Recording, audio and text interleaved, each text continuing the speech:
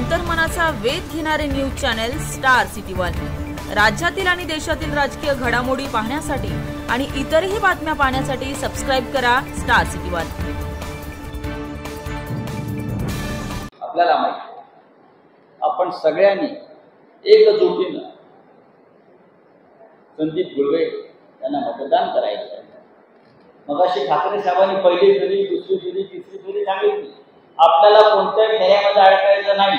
आपल्याला पहिल्या फेरीमध्ये ॲडव्होकेट संदीप गुळवे यांना 40,000 मतं मिळवून द्यायची आहेत। किंवा 40 पाहिजे ना, 40,000 मतं घेऊन पहिल्या फेरीमध्ये हा आपला आमदार जिंकून आला पाहिजे।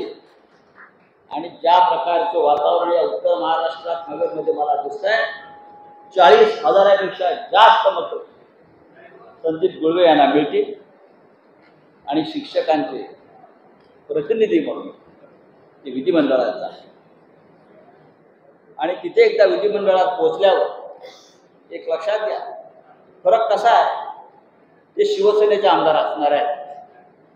त्याच्यामुळे शिक्षकांच्या प्रश्नासाठी तुमच्या इथे आम्ही त्यांच्या पाठीशी आग्रही असू, उद्धव ठाकरे साहेब आग्रही असू। कारण जेव्हा एक निवेदन आपण त्यांच्याकडे देणार आहात, त्याची एक प्रत शिवसेना भवनात आणि मातोश्रीवर सुद्धा जात असते। प्रश्न सुटले की नाही ही पाहण्याची जबाबदारी मग तेवढा आमची असते। आणि प्रश्न यासाठी सुटणार आहेत, नोव्हेंबर नंतर महाराष्ट्रामध्ये आपला मुख्यमंत्री होणार आहे आणि त्या मुख्यमंत्र्याकडून पहिलं काम जर कोणतं करून घ्यायचं असेल तर ते शिक्षकांचे प्रश्न प्रलंबित राहू नये असे अनेक प्रश्न आहेत। त्यातले प्रमुख प्रश्न आपण सोडवूया। आणि मला खात्री आहे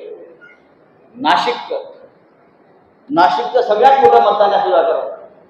नाशिकचं मतदान मोठं आहे, ठीक आहे। 26,000 मतदान नाशिकला आहे, 26,000।